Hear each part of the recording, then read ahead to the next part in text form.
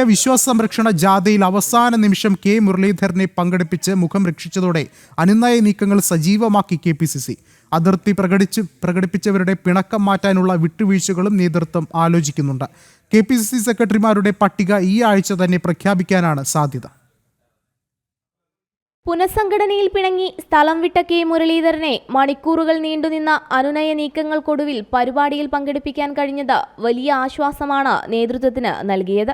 4 മണിക്ക് ആരംഭിച്ച യോഗത്തിൽ കെ മുരളീധരൻ പ്രസംഗിച്ചത് 9:30 പ്രസംഗിക്കാൻ സമയം 9:30 കഴിയേണ്ടി വന്നു. മുരളീധരൻ എത്തും വരെ പരിപാടി തുടർന്ന് മുഖം രക്ഷിക്കാനുള്ള തത്രപ്പാടിലായിരുന്നു നേതൃത്വം. KC വേണുഗോപാൽ അടക്കം ഇടപെട്ട് മുരളീധരനെ തൽക്കാലം അനുനയിപ്പിച്ചെങ്കിലും ഇടഞ്ഞു നിൽക്കുന്ന നേതാക്കൾ ഇനിയുമുണ്ട്. ചാണ്ടിയുമ്മനടക്കം നിലപാട് പരസ്യമാക്കി കഴിഞ്ഞു. KPCC അധ്യക്ഷൻ സണ്ണി ജോസഫ് അനുനയ നീക്കങ്ങൾ സജീവമാക്കിയിട്ടുണ്ട്. ചാണ്ടിയുമ്മന് വലിയ പദവി ഓഫർ ചെയ്തതായാണ് സൂചന. KPCC സെക്രട്ടറി സ്ഥാനത്തേക്ക് മുന്നോട്ട് വയ്ക്കുന്ന മുഴുവൻ പേരുകളും പരിഗണിക്കാനാണ് സാധ്യത. രാഷ്ട്രീയകാര്യ സമിതി അംഗങ്ങളിലും വൈസ് പ്രസിഡന്റ്മാരിലും ജനറൽ സെക്രട്ടറിമാരിലും AI ഗ്രൂപ്പുകാർ തൃപ്തരാണ്. സെക്രട്ടറി പ്രഖ്യാപനത്തിലും ആ തൃപ്തി നിലനിർത്താനാണ് നീക്കം. തദ്ദേശ തെരഞ്ഞെടുപ്പ് അടുത്തിരിക്കുന്ന ഘട്ടത്തിൽ ഏതുവിധേനയും സമവായമെന്ന പ്രയത്നത്തിലാണ് KPCC നേതൃത്വം. സെക്രട്ടറി പ്രഖ്യാപനം ഒരാഴ്ചയിലധികം നീളില്ലെന്നാണ് സൂചന.